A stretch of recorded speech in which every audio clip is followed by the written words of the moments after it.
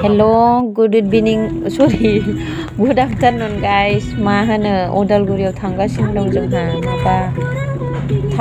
थांहां गोनो गोथो जानानैनो नै दानो क'क्राझारावनो फन एकथा जाखाबाय थांबाय थानोसै लासैनो खामानि फिसा दं नालाय बेखौ लानानैनो थांथारनो गोनां जादों आं अदालगुरि थांगासिनो जोंहा माबा मोनबाय नै बङाइगाव बारबाय सोर मा जाहोनो नेबानो जाबाय दा टाउनाव अखाबो जे हागासिनो दं बेखायनो थांनो बानानै उसुबिदा मोननानै थादोंमोन थांखानोसै होननानै दा डिउटिबो गैया नालाय दिनै ओंखाम जालांसैहाय बै माबायाव बिजिनि गेटआव ओंखाम जानानै थांगोन उखैखाथारबाय आं हेल' माबायाव मा होनो बे मा जायगामोनलाय बिजनि नामा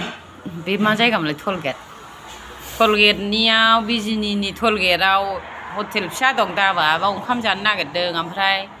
जाखांनानै उदालगुरि थांसै माबा जेबो जायाखै नालाय बाव ओंखाम जानानै थांसै उदालगुरि थांनो नागिरदों बोहैथिया ओमफ्राय बे न'निनो सासे आदा बिसोरजों फेमिलि ओमफ्राय उदालगुरिना सोरबाफोर सिनायनाय दंबा लोगो हमबाथ' जायोमोन ने दाहाय औ बिदिबा जोङो जाखांनानै थांफिनगासिनो नै माबा दिनैथ' मिरामिस नालाय ओरैनो दालि ओरैनो आलु लाब्राफोरजों जाबाय आरो हटेलाव देखायबाय थायाखिसै आं जानायखौ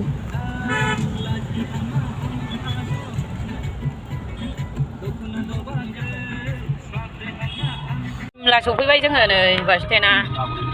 सिमलागुरि बास स्टेन्ड माबा सिमलागुरि माबा बरपेटा रड थांबाय रङिया गेटआव माबा ट्रेन लाखिदों नै ट्रेन क्रस जानाय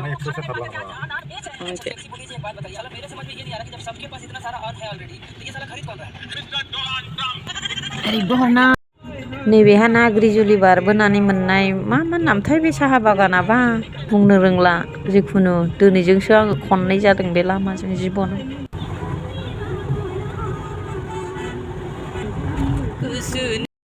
उदालगुरियाव सफैबाय नै माबानाव मा होनो लोगोनि न'आव हाबफैदों दसे बिसिनाव साहा लोंनानै थांसै टाइमाथ' जि बुरजा जाबाय खयथा जाखोथाय टाइमा सोमखोर 5:30 जाबावबायनो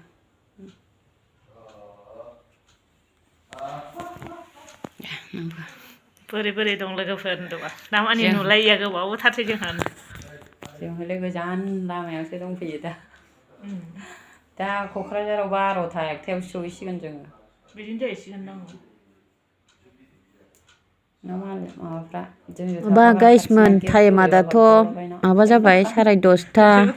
फन 11थायानो जाबाय आरो फ्रनिथायाव साहा लोंनानै थांसै नै सौफैफिनबाय साहा लोंसै ओइ नों साहा गोथाव मोनथारो होननाया हनै बे दखानाव दाबायाव माबा रेस्टुरेन्टाव साहा लों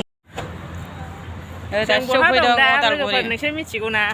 उदालगुरिनिफ्राय फैनानै दासो सौफैदों नै माबायाव मा होनो फ्रनि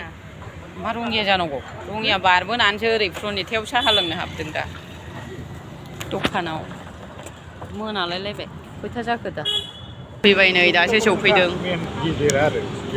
मा इसिबां जाखो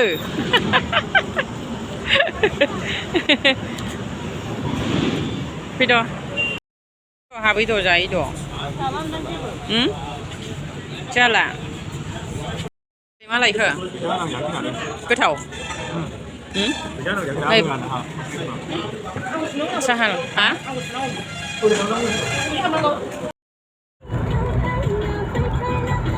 दाथ' 12:30 जाबाय लोगोफोर न' मोनफैफिनबाय बाय